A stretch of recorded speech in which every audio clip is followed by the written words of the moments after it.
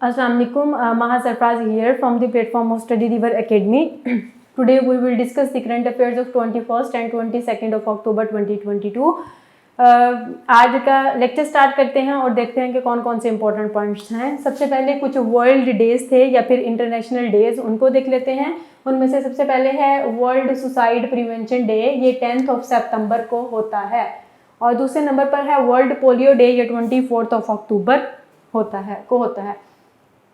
उसके बाद कुछ गेम्स से रेलिवेंट क्वेश्चंस हैं। अगर पेपर के अंदर आप लोगों से क्वेश्चन पूछ लिया जाता है कि ICC T20 world cup main का 2012 का और 2016 का किस कंट्री ने विन किया था, तो आप लोगों ने कहना है वेस्ट इंडीज, ठीक है। और उसके बाद वेस्ट इंडीज से ही रेलिवेंट एक क्वेश्चन है कि क्रिकेट वेस्ट इंडीज के जो इस वक्त प्रेसिडेंट है वो है रिकेश किड। अच्छा, ये होता है कि हम ये समझते हैं कि भाई ये तो वेस्ट इंडीज़ की क्रिकेट के प्रेसिडेंट है ना, तो हमें ये इग्नोर हम कर देते हैं, ये कौन सा वो पेपर के अंदर पूछेगा। ऐसा नहीं होता, वो पेपर के अंदर पूछता है, स्पेशली FPSC वाले, तो आप लोगों ने इसको मेमोराइज करना है, ठीक है, इग्नोर नहीं करना। उसके बाद है कि ये वाला पॉइंट जो है ये पहले ही हम वैसे डिस्कस कर चुके हैं कि मैंने आप लोगों से डिस्कस किया था कि women cricket team of Ireland is coming for the very first time in Pakistan, और पाकिस्तान की जो वुमेन क्रिकेट टीम है उसके साथ वो खेलेगी लाहौर में, ठीक है। और T20 इंटरनेशनल्स और कुछ वनडे इंटरनेशनल्स वो खेलेगी पाकिस्तान की वुमेन क्रिकेट टीम के साथ। और उसकी डेट देख लेते हैं, वो है नवंबर 4 से 16। उसके बाद कुछ ऑर्गेनाइजेशन से रेलिवेंट क्वेश्चन, एक पहला जो है FATF से रिलेटेड है। FATF हम सबको पता है कि ये एक इंटरनेशनल ऑर्गेनाइजेशन है। इससे रेलिवेंट ये है कि FATF की बेसिकली 3 लिस्ट्स होती हैं, एक होती है ब्लैक, एक होती है ग्रे और एक होती है वाइट लिस्ट। पाकिस्तान को ग्रे लिस्ट के अंदर रखा गया था जून 2018 के अंदर, और पाकिस्तान से इससे रेलिवेंट ये न्यूज़ है कि पाकिस्तान को ग्रे लिस्ट से रिसेंटली निकाल दिया गया है। और अगर वो एग्जैक्ट डेट आप लोगों से पूछते हैं तो आप लोगों ने कहना है 21 अक्टूबर 2022। और पाकिस्तान ने FATF की ग्रे लिस्ट से निकलने के लिए 2 कंकरेंट एक्शन प्लान्स को फॉलो किया था और 34 एक्शन पॉइंट्स को कवर किया था। और पाकिस्तान, ये आप लोगों ने याद रखना है 2, ठीक है, और ये 34, इस तरह से क्वेश्चन वो पूछ लेता है करंट अफेयर के अंदर। और फिर उसके बाद ये भी आप लोगों ने याद रखना है कि पाकिस्तान को कब ग्रे लिस्ट में रखा गया था, जून 2018, और पाकिस्तान को निकाला कब गया, 21 अक्टूबर 2022। अब जो पेपर के अंदर ज़्यादा क्वेश्चन पूछे जाते हैं वो एग्जैक्ट डेट भी पूछता है, तो next time I will try कि मैं एग्जैक्ट डेट भी आप लोगों के साथ डिस्कस किया करूँ। वैसे इधर भी आज वाले में भी की हैं काफ़ी, तो मेमोराइज करनी है आप लोगों ने। उसके बाद है United nation conference on trade and development से रिलेटेड एक क्वेश्चन है, वो ये है कि इन्होंने जुलाई के अंदर ब्लैक सी ग्रेन इनिशिएटिव एक लिया था। ये जो इनिशिएटिव था, इसका पर्पज़ ये था कि यूक्रेन से जो व्हीट है उसकी दुनिया के दूसरे ममालिक के अंदर ट्रेड को ईजी किया जाए, ठीक है। अब इनकी रिसेंट न्यूज़ ये आई है कि वो जो हमने इनिशिएटिव लिया था वो हेल्पफुल साबित हो रहा है व्हीट की ट्रेड में, ठीक है।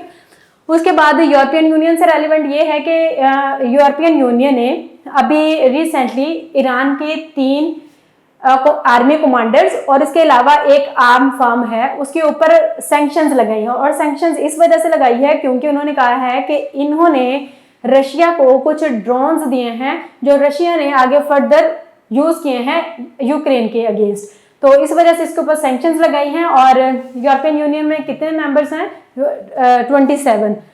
उसके बाद कुछ पर्सनालिटीज में देख लेते हैं। सबसे पहले लिस्ट्रस का मैं आप लोगों से पहले ही डिस्कस कर चुकी थी कि ये ब्रिटिश प्राइम मिनिस्टर थी, ठीक है। लेकिन ये हुआ है कि इन्होंने 20 अक्टूबर 2022 को अपनी रेजिग्नेशन का अनाउंस कर दिया कि आई विल रिजाइन, ठीक है, आई वुड रिजाइन। तो इन्होंने अभी, लेकिन जब इन्होंने कहा कि मैं रिजाइन कर दूंगी 20 अक्टूबर 2022 के अंदर, 20 अक्टूबर 2022 के अंदर जब इन्होंने अनाउंस किया कि मैं रिजाइन कर दूंगी ना इधर से PM एज अ PM की जो पोस्ट है, तो लेकिन उन्होंने कहा कि मैं सीट के ऊपर रहूंगी जब तक आप न्यू प्राइम मिनिस्टर इलेक्ट नहीं कर लेते, ठीक है। लेकिन अभी आज मैं न्यूज़ पढ़ रही थी, उनके न्यू इलेक्ट कर लिए गए हैं प्राइम मिनिस्टर, वो हम नेक्स्ट वीडियो के अंदर डिस्कस करेंगे। और लिज ट्रस जो है ये ब्रिटिश हिस्ट्री के अंदर शॉर्टेस्ट सर्विंग प्राइम मिनिस्टर भी है, ठीक है। उसके बाद है नतालिया कैनम। नतालिया कैनम जो है ये UNFPA की एग्जीक्यूटिव डायरेक्टर है। UNFPA की ये जो है ना, ये population fund, United nation population fund जो है ना, उसके एग्जीक्यूटिव डायरेक्टर कौन है? नतालिया कैनम, और ये पनामा से बिलोंग करती है। पनामा का मैं आप लोगों से पहले पढ़ा चुकी हूँ, वो जो हमने जीके की सीरीज है ना उसके अंदर डिस्कस किया था। उसके बाद थॉमस वेस्ट। थॉमस वेस्ट जो है ये यूएस के स्पेशल रिप्रेजेंटेटिव है अफगानिस्तान के लिए। तो इससे रेलिवेंट ये न्यूज़ थी कि अभी थॉमस वेस्ट कह रहे थे कि हमें अफगानिस्तान के साथ टॉक्स को कंटिन्यू करने के लिए किसी दूसरे मुल्क की ज़रूरत नहीं है, लाइक पाकिस्तान। ठीक है। उसके बाद है मोइन अली। मोइन अली जो है ये पश्तो फोक सिंगर थे, अभी रिसेंटली इनकी डेथ हो गई है, और अगर वो एग्जैक्ट डेट पूछता है तो आप लोगों ने कहना है 21 अक्टूबर 2022, और इनकी एज क्या थी? 80 साल। ठीक है, 80 साल के थे जब इनकी डेथ हो गई।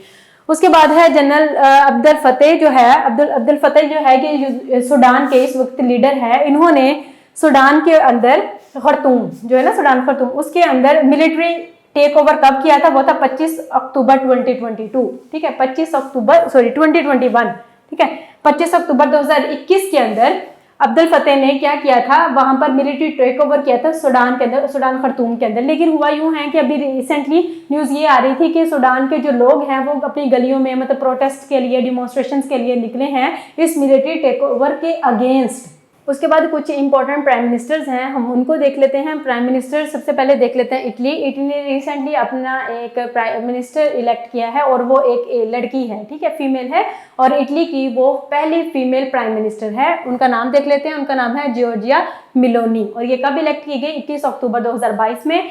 अच्छा, आप लोगों ने इस तरह से इग्नोर नहीं करना, ये तो इटली का है तो इटली को वो हमसे क्यों पूछेगा प्राइम मिनिस्टर?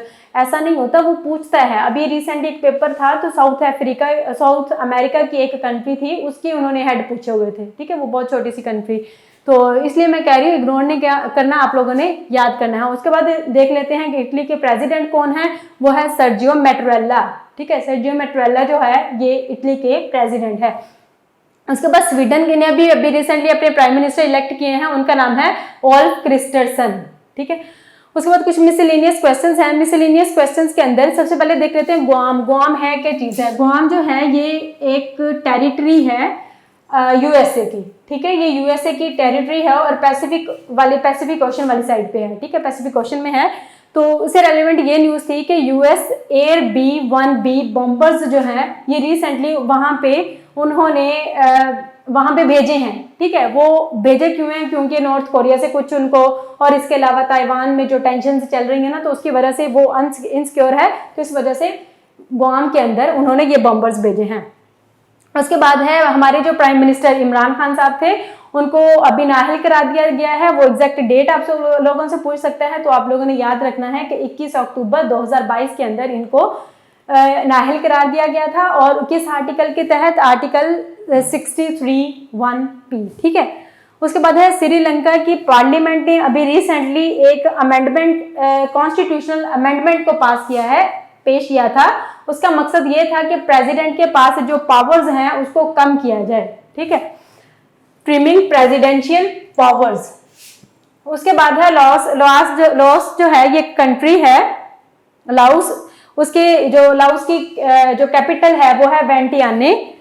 और इससे रेलिवेंट ये न्यूज़ है कि हमारे पाकिस्तान से बहुत सारे पाकिस्तानी, पता है हमारे गुर्बत बहुत ज़्यादा है, तो बहुत सारे पाकिस्तानी जो है वो फॉरेन कंट्रीज़ के अंदर जॉब के सिलसिले में चले जाते हैं। तो इसी तरह हमारे पाकिस्तान से बहुत से पाकिस्तानियों को जॉब के ख्वाब दिखाकर, हसीन ख्वाब दिखाकर उनको बुलाया गया वहाँ पे लाओस के अंदर, और वहाँ जो लोग थे पाकिस्तानी थे, उनको एक दिन के अंदर तकरीबन 13 घंटे की जॉब ली जाती थी उनसे। ठीक है, तो उनमें से 44 पाकिस्तानी को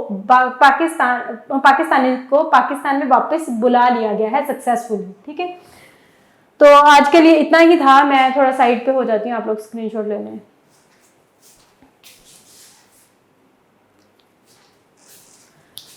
okay, thank you so much. अल्लाह हाफिज़।